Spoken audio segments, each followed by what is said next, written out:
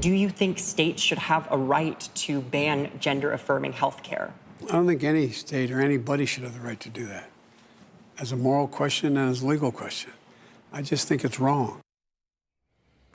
That's President Biden responding to transgender TikTok star Dylan Mulvaney, a man who thinks he is and usually dresses like a young girl and thinks he's a young girl during a Now This News presidential forum. How damaging could this push by Democrats be on our children?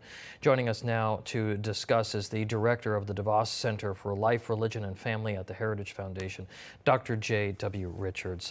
Dr. Richards, I don't know how you felt watching that, but it was, I know that I was appalled. Talk to us, lay this on the line for us. What do these puberty blockers do? And these surgeries that the president is backing, what do they do to kids? Lay it out for us. So puberty blockers do exactly what it sounds like. So if you put a kid on puberty blockers, it stops whatever the natural biological development is happening. And then those are followed up by cross-sex hormones. That'd be testosterone for girls. And then actual cross-sex surgery, double mastectomies, and later, even removal of uteruses for girls. That's what so-called gender-affirming care actually means. And so, of course, when the term is used as a euphemism, it sounds like, oh, Florida or some state might actually be banning actual care.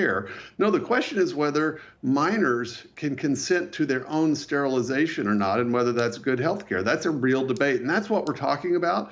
And it's so appalling that I'm actually surprised the president would broadcast his views on this so shortly before a national election. Yeah, on the flip side of this, Doctor, the UK's National Health Service, they're going the opposite direction. They've been experimenting with children for a long time here.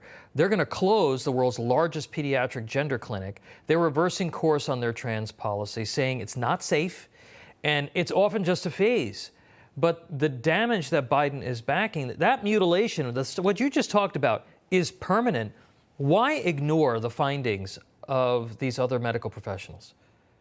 The only reason to ignore the findings of these medical professions, and frankly anyone that takes an honest look at the evidence, is in the case of the Democratic Party, they are entirely controlled, apparently, by radical gender ideologues who are committed to this ideology against the evidence. And the fact that the UK, which, as you said, they were doing this years before we were doing it, other countries like Finland and Sweden doing it years before us, they've looked at the evidence, they've seen the carnage that it creates, and they're now reversing course, as are states like Florida, who are poised to actually ban these procedures in their state medically. So we've got the Biden administration basically behind the curve on the science of this, only, I think, because they're listening not to the Democratic constituency in general, the average voter, but to the moneyed ideologues who are committed to this stuff.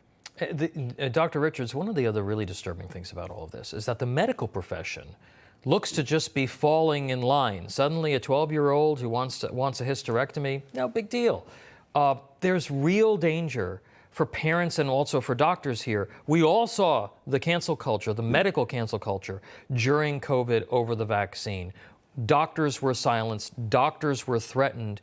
Do you think that the radical left is going to take the same approach with this?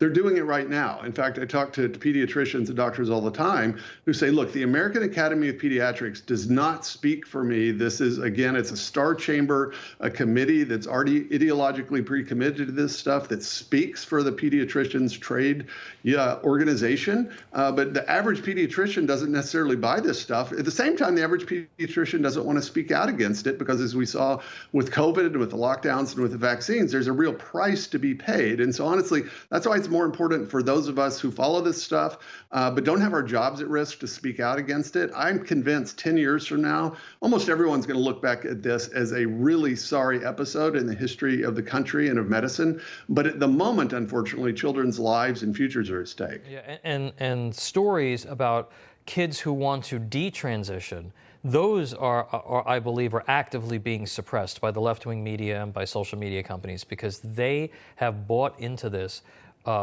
totally. Dr. Richards, I keep being told by the left that we have to follow the science. Is there science or any data behind this to normalize this type of radical mutilations for children. You know, the British certainly don't think it's settled.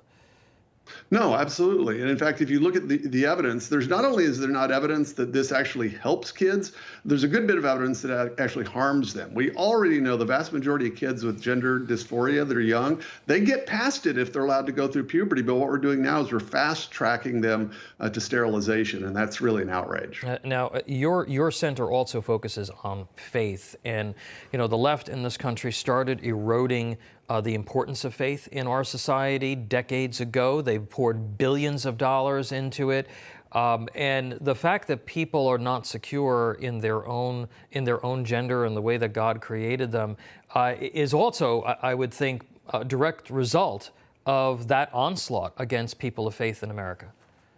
Absolutely. I mean, whether you're basing your views on the Bible or on philosophy or even on biology, we know that human beings are made male and female. There's a sexual binary that defines us as a species.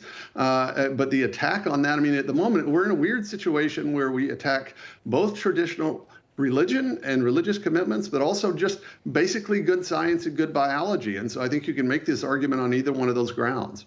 All right, we're going to leave it there, but I know that we're going to be talking a lot more about this, unfortunately, because I think that the damage done to these kids, and they also now there's also a movement within the Democratic Party to take parental consent away for gender surgery as well.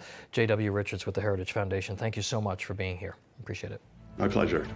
No crooked establishment. None of that twisting the truth. No talking down to me. Don't tell me how to think. Don't tell me how to think. Don't tell me how to think. I trust Newsmax. Newsmax. They don't tell me how to think. They let Let me decide. Newsmax. real news For real people.